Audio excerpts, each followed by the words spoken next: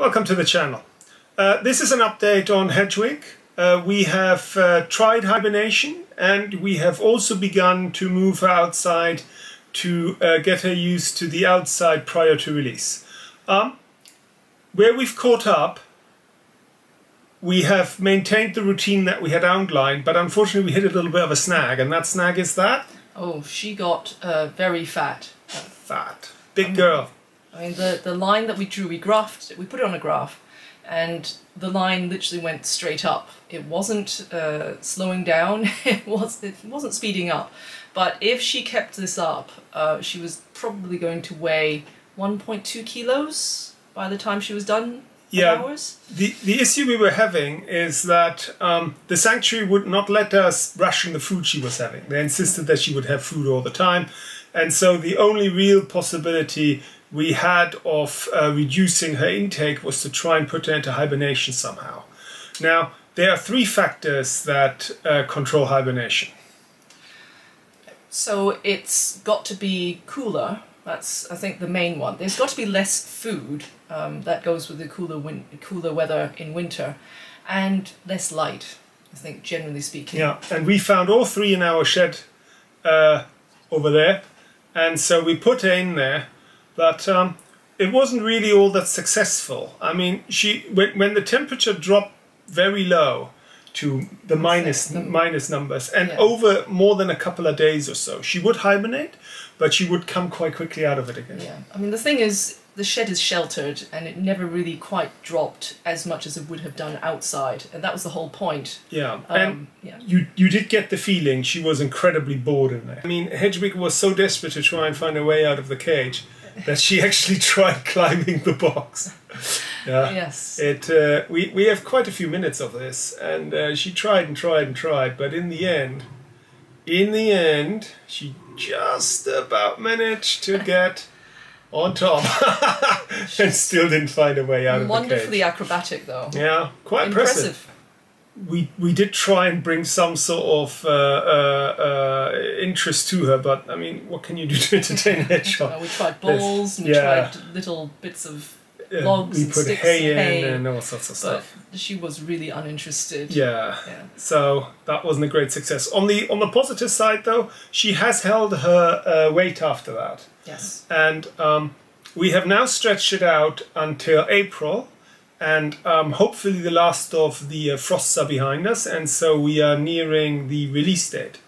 Now, because she was so bored, we set out a cage outside. What cage is that?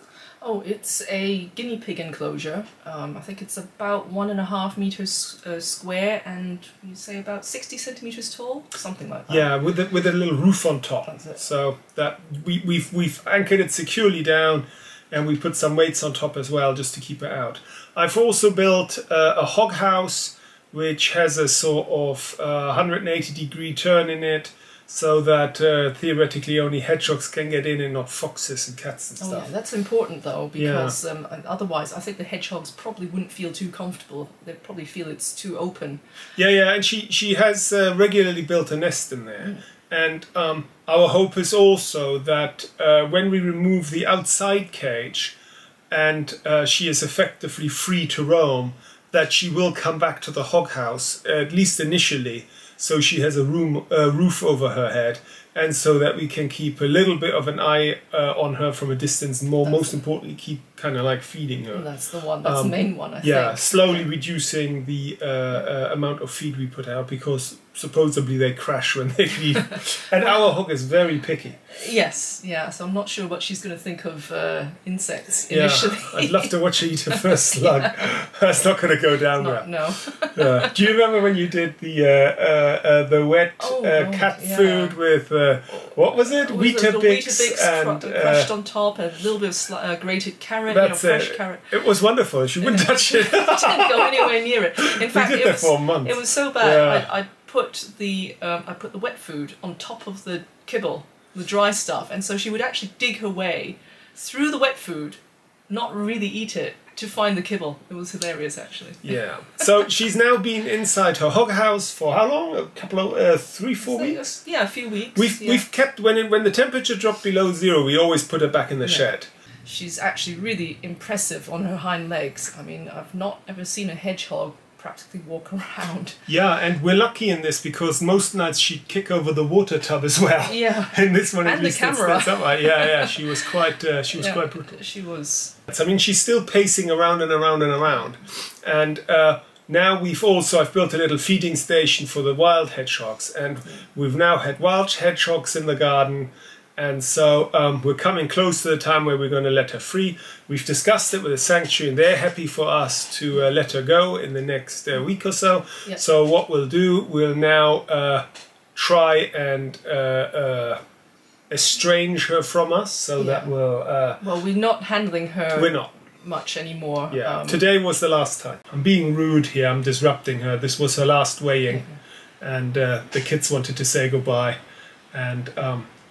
we'll put her down again in a minute, and she's already grown quite shy. I mean, that's a good sign. Yeah, it is, and she was in a solid ball, and she was also quite difficult at this stage. She really, really did not want to stay in my hand. Normally, she's quite happy to be kept in the hand and petted, but she just wants to run away now and get back into her house. She wants peace and quiet. Get away from us, really. Yeah. One evening. All of a sudden, the outside cage is going to be gone. That's it. And we'll set up some trail cameras, and we'll show you what that's like when that day has come. Yeah. And I think that's about it, isn't it? I think, yeah. It's going to be a bit bittersweet, a bit sad, but I'm glad that she's made it. That's it from us, and we'll see you next time.